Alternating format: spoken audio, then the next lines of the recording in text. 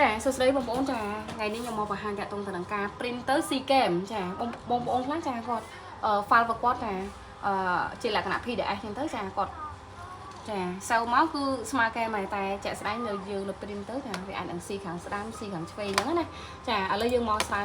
ចាចងល់កន្លែងហ្នឹងបន្តិចចាយើងធ្វើតាមវិធីនេះអាចជួយយើងបានច្រើនភាគរយដែរចឹងណាចា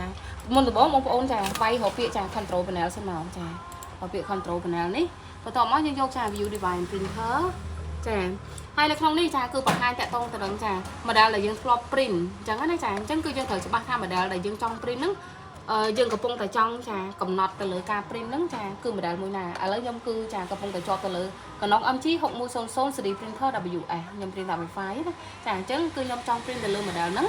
ហើយដើម្បីឲ្យវាស្មើកែមអញ្ចឹងណាចាសម្រាប់ຂະຫນាត A4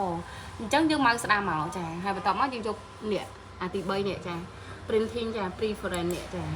ហើយបន្ទាប់មកនៅក្នុងនេះគឺយើងកំណត់មកណាចាអានេះបើជាប់ letter អីយើងដាក់ A4 មកចាឲ្យពេញຂະຫນាតរបស់គេចឹងមកយើងចុច OK មួយចាមួយទៀតចាគឺយើងទៅកំណត់តាក់ទង pack set up នេះចាបងខ្លះក៏ជាប់ letter ចាអញ្ចឹងគឺយើងនៅ print មកចាដែលបញ្ជូនទៅចាទៅនៅនៃម៉ាស៊ីនក៏វាអាចនឹងវាចដែរអញ្ចឹងណាចាឬក៏ C game ជាប់ letter អញ្ចឹងទៅយើងបដូរមក A4 មក A4 យើងចុច OK មួយណាចាហើយបន្ទាប់មកចាយើងយកច្បាប់ដែលយើងចង់ print នេះចាច្បាប់ចាដែលចង់ print នេះចាគឺយើងចាប់ផ្ដើមចាធ្វើការ print មក print ឲ្យត្រូវចាឈ្មោះម៉ាស៊ីនដែលយើងចាកំណត់មុនហ្នឹងណាចាអញ្ចឹងឧទាហរណ៍ថាចាម៉ាស៊ីនរបស់ខ្ញុំជាប់អានេះ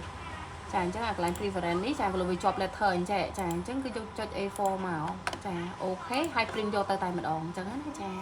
អរគុណច្រើនវីដេអូមានប៉ុណ្ណឹងចា